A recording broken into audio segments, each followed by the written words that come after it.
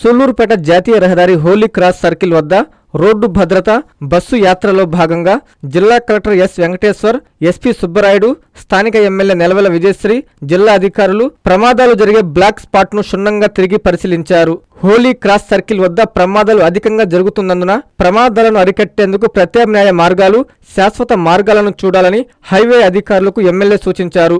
హోలీ అనంతరం తిరుపతి జిల్లా కలెక్టర్ మాట్లాడుతూ జిల్లాలో 34 బ్లాక్ స్పాట్లను గుర్తించడం జరిగిందని, అక్కడ రోడ్డు ప్రమాదాల భద్రత ఫ్లెక్సీలను ఏర్పాటు చేసి అక్కడ అవసరమైన రోడ్డుకు సంబంధించిన వాటిపై చర్యలు తీసుకునే విధంగా ఈ బస్సు యాత్రను చేయడం జరిగిందని, హోలీ క్రాస్ జంక్షన్ కు సంబంధించి ఈ ప్రాంత ప్రజలు కోరినట్టు శాశ్వత పరిష్కారం చూపడం జరుగుతుందని, దీనికి సంబంధించిన పనులను 6 నెలల్లో పూర్తి చేయడం జరుగుతుందని కలెక్టర్ వెంకటేశ్వర్ స్పష్టం చేశారు. This is the same intention why in the 2002 land was given to the government, sir. The government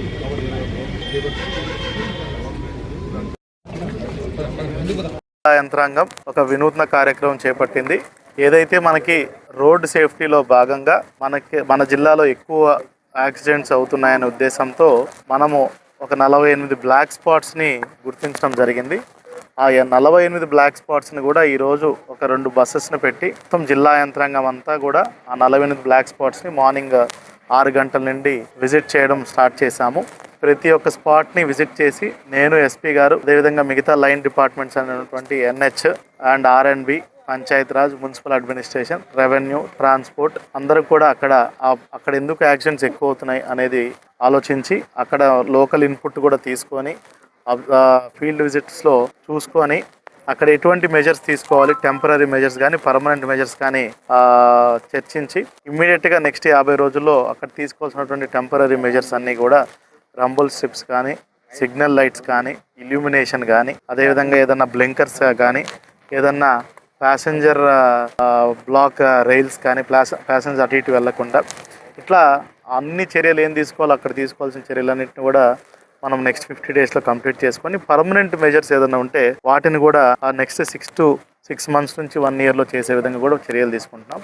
morning నుంచి Chandragiri constituency, Tirupati constituency, Srikalahasti constituency, ఇప్పుడు సూళ్లూరుపేట కాన్స్టిట్యుయెన్సీ కూడా రావడం జరిగింది. సూళ్లూరుపేట నియోజకవర్గంలో గౌరవ సూళ్లూరుపేట శాసనసభ్యురాలు గారు కూడా డాక్టర్ నెలవల విజయశ్రీ గారు కూడా పార్టిసిపేట్ చేయడం జరిగింది. ఇప్పుడు మనం ప్రస్తుతానికి హోలీ క్రాస్ జంక్షన్ ఏదైతే చాలా క్రిటికల్ జంక్షన్ ఇక్కడ సూళ్లూరుపేట టౌన్ ఎంట్రన్స్లో ఇక్కడ నుంచి వేలాది మంది రోజు శ్రీ సిటీలో పనిచేసే వాళ్ళు కానీ, ఇతర ఇండస్ట్రియల్ పార్క్లో నాయుడుపేటలో పనిచేసే వాళ్ళు కానీ, చుట్టుపక్కల ఇండస్ట్రీస్లో పనిచేసే వాళ్ళు కానీ చాలామంది రోజు తరచుగా ఈ హోలీ క్రాస్ జంక్షన్ని క్రిస్ క్రాస్ చేస్తూ ఉంటారు. ఇది ఒక మేజర్ బ్లాక్ స్పాట్. ఇక్కడ చాలా డెత్స్ కూడా గడిచిన 3 సంవత్సరాల్లో యావరేజ్గా సంవత్సరానికి ఒక 5 నుంచి 8 డెత్స్ వరకు జరుగుతూ వచ్చాయి. సో ఇక్కడ ఎటువంటి చర్యలు తీసుకోవాలనేది కూడా ఆలోచించాము. ఇంకా ఎమ్మెల్యే గారు ఇచ్చిన సజెషన్స్ మేరకు ఇంకా లైట్ ఇల్యూమినేషన్ పెంచడం జరుగుతుంది, ఇంకొన్ని రంబుల్ స్ట్రిప్స్ పెట్టడం జరుగుతుంది, బ్లింకర్స్ని పెట్టడం జరుగుతుంది. అదేవిధంగా ఇది వరకు ఒక 20 years బ్యాక్ ఇక్కడ వేసినటువంటి వెహికులర్ అండర్ పాస్ని ఉపయోగంలోకి తీసుకురావాలా వద్దనే దాని మీద కూడా ఇంకొంచెం ఇన్పుట్స్ తీసుకొని దాని మీద కూడా ఫర్దర్ యాక్షన్ తీసుకోవడం జరుగుతుంది. అదేవిధంగా లాంగ్ టర్మ్ మెజర్స్లో ఏదైతే తడా టు నెల్లూరు వరకు మనకి నేషనల్ హైవే మొత్తం కూడా ఆల్మోస్ట్ అలైన్మెంట్ అంతా కూడా ఎక్స్పాన్షన్లో భాగంగా ఫ్రీజ్ అయింది.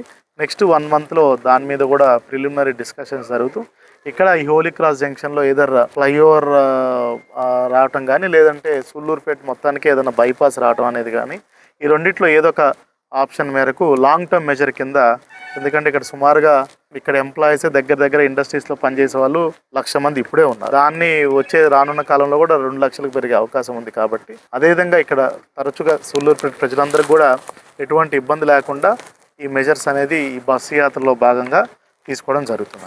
శ్రీ భగవద్రామానుజుల వారి నవోత్తర సహస్ర అవతారోత్సవం మరియు వైభవ పుష్ప పల్లకీ సేవా మహోత్సవము ఏప్రిల్ 22వ తేదీ బుధవారం కార్యక్రమములు. 22వ తేదీ బుధవారం ఉదయం 5:30 గంటలకు శ్రీ భగవద్రామానుజుల వారికి శ్వేత ఛత్రములతో పేటోత్సవం.